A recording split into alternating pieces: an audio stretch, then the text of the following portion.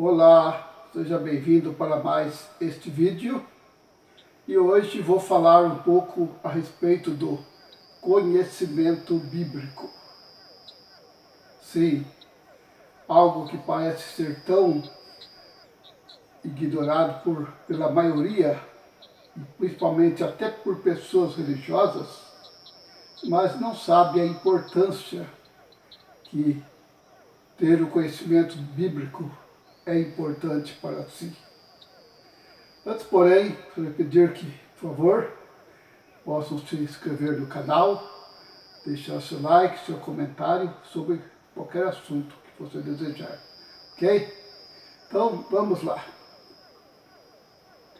É sabido que as Escrituras Sagradas é tido como esse nome mesmo, sagradas, porque ali contém a palavra de Deus, ou seja, o pensamento de Deus sobre todos os assuntos que devemos saber, correto? Sendo assim, podemos dizer que a Bíblia é como o manual do ser humano. Quando se compra um aparelho, seja qual for, até um eletrodoméstico, vem junto com ele um manual. E se você quer que aquele aparelho dure sempre, tem que ser usado da maneira correta, não é? Então o manual ele estipula algumas normas que até mesmo se sair fora, perde a garantia, não é mesmo? A mesma coisa o ser humano, na vida humana, como ser, como homem ou mulher, ou criança, jovem ou idoso, qualquer que seja, está ali todas as normas, o pensamento de como Deus considera cada detalhe. Não é? Não que a Bíblia seja um livro detalhista, mas é o pensamento de Deus. Isso aí chama-se o princípio. Por que princípio? Porque as leis podem variar de país para país, de lugar para lugar, ou dependendo da cultura das pessoas, mas o pensamento de Deus sobre o assunto não muda. Aí é que está a questão do princípio. Então, o princípio passa até a ser mais importante do que a própria lei ou o mandamento, porque os princípios são aquilo que guia o ser humano no que ele deve ou não deve fazer, certo? Bem, mas por que estou falando da Bíblia como manual? Não é apenas como manual, até mesmo nós, como seres humanos, por acaso fazemos alguma coisa de cabeça sem pensar ou até de olhos fechados? Não. Seria até uma loucura fazer isso, não é? No entanto, a gente vê acidentes que acontecem devido a quê? Principalmente acidentes automobilísticos, porque as pessoas ignoram as normas, as leis que regem, né, ou que estão em vigor no trânsito. Por exemplo, se você está dirigindo em um lugar onde você não conhece e tem várias placas indicativas à beira da estrada, alertando, né, dando advertência, assim por diante, você vai ignorar?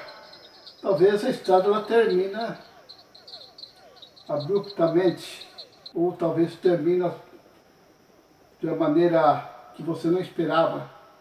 E aí? O aviso estava lá. A mesma coisa se dá com respeito à nossa vida.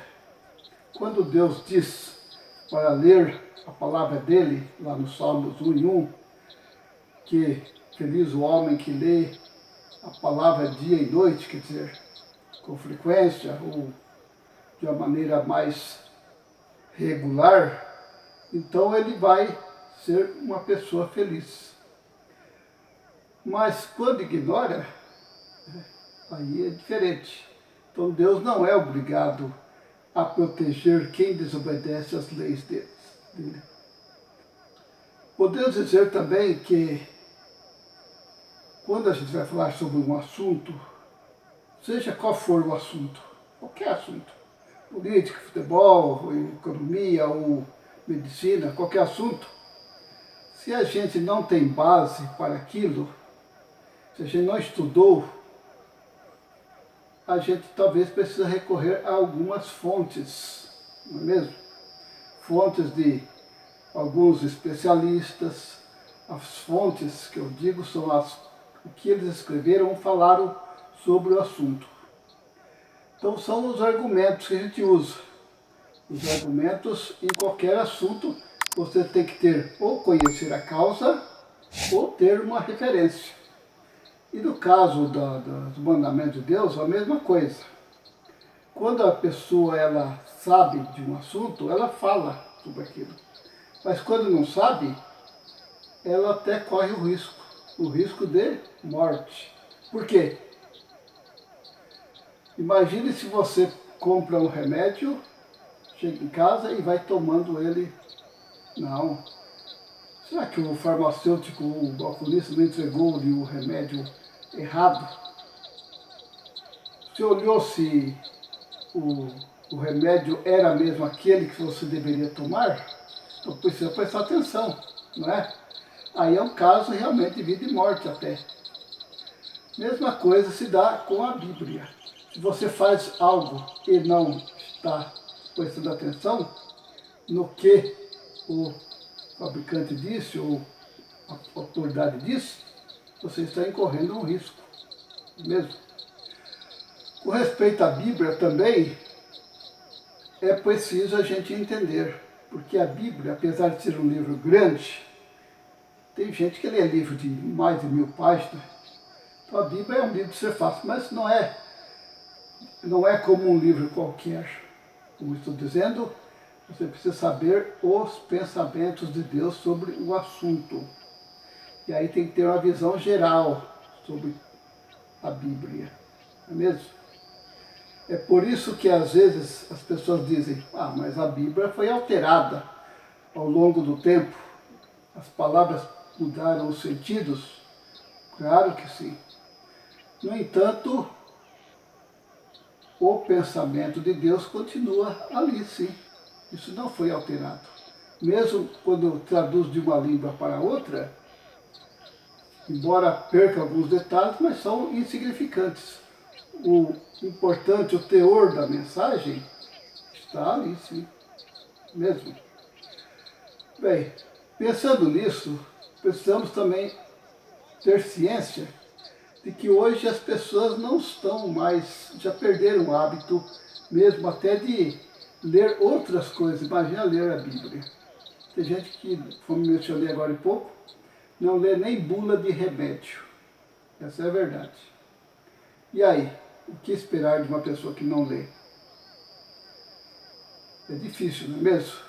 Você vai conversar com ela e toca em um assunto e ela fica,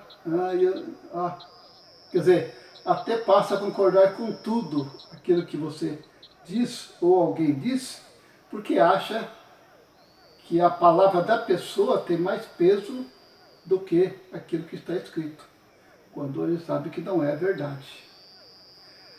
Por exemplo, há pessoas religiosas, é claro, que dão mais importância àquilo que os seus líderes religiosos dizem do que no que a palavra de Deus diz.